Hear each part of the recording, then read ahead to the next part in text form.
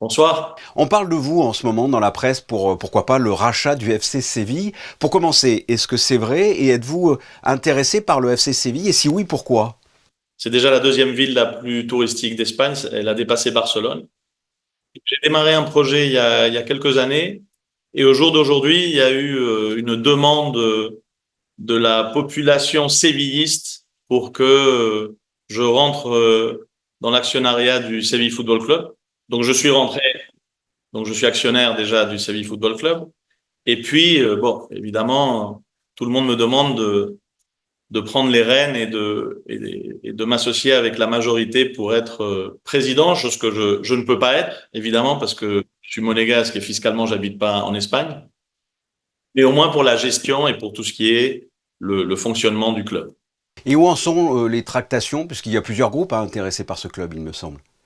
J'ai fait des conférences de presse, maintes conférences de presse en expliquant qu'il me faut un an. On est aujourd'hui avec A1 Padel qui me prend une grande partie de ma vie et de mon temps et j'ai dit que il me faut encore un an finir de créer le circuit mondial que vous connaissez tous, mais il nous manque encore l'Asie, il nous manque l'Océanie, on est en train de préparer le Moyen-Orient pour l'année prochaine, et j'ai pas de vie, donc c'est très très difficile d'ajouter un monstre comme le quatrième club d'Espagne.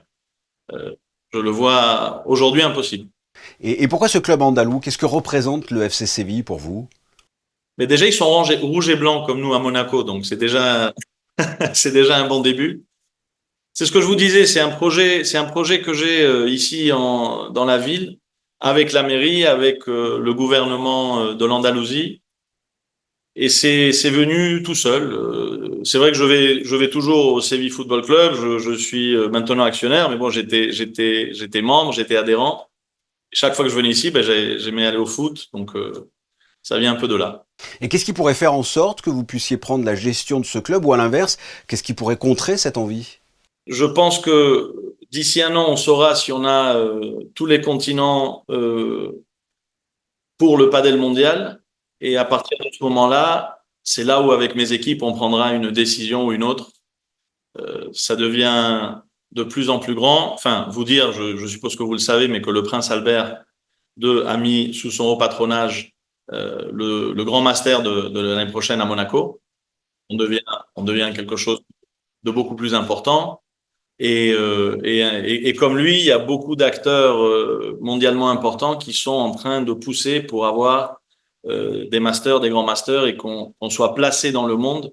Et ajouter aujourd'hui le FC Séville, je crois que c'est difficile. Je crois que c'est très difficile. Ah oui. En 98, un film est sorti, Je règle mon pas sur le pas de mon père. Vous êtes le fils de Michel Pastor qui détenait au début des années 2000 l'AS Monaco. Est-ce que c'est un hommage finalement que de vouloir gérer un club aussi prestigieux que le FC Séville? Écoutez, je crois qu'on a eu dans la famille le meilleur exemple possible.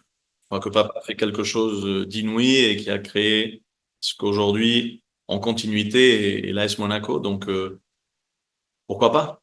Vous l'avez dit, hein, vous êtes un passionné donc de paddle. Donc on est bien d'accord que si vous devenez gérant majoritaire du FC Séville, vous continuerez à vous intéresser à ce sport, hein. Ah oui, sans doute. Ah oui, oui. Je suis président fondateur et Monte Carlo International Sport. Donc, à la fin, je dis toujours, hein, c'est un circuit monégasque, mondial. Donc, ça n'a jamais existé qu'à Monaco, on ait un circuit mondial. On peut avoir des sports, on peut avoir des clubs, mais avoir un sport, ça devient quelque chose de très différent. Et, et oui, bien sûr, la continuité du padel est assurée. Ça, on ne touchera rien. Mes enfants, deux de mes filles sont les propriétaires, les copropriétaires de A1 Padel. Et je crois que le circuit maintenant est mondial. On est dans 26 pays. L'année prochaine, on va avoir plus de 34 tournois dans le monde. Donc, vous imaginez que ça ne va pas bouger. Et c'est un sport en plus qui prend de plus en plus d'ampleur au niveau des spectateurs et des téléspectateurs, ça plaît de plus en plus, et même au niveau des La plus pratiquants. grosse, Oui, excusez-moi de vous je vous en interrompre, hein, prie. la plus grosse croissance dans l'histoire du sport. C'est impressionnant, socialement, parce que si vous aimez pas le sport ou vous n'êtes pas sportif, en une semaine, vous vous amusez en jouant au padel. Donc, la croissance, elle est infinita. C'est vraiment quelque chose je crois que c'est jamais arrivé dans le monde du sport. Ouais, c'est vrai que c'est très ludique. Qu'est-ce qui vous plaît, vous, dans le paddle?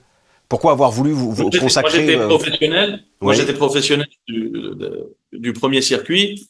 Évidemment, c'était beaucoup plus facile, hein. On était très peu de joueurs, donc rien qu'en voyageant, on pouvait passer des premiers tours. Donc c'était facile, on grattait des points. Mais, mais ça vient de là, ça vient d'avoir été professionnel et d'avoir vécu le padel passionnément en tant que forme de vie.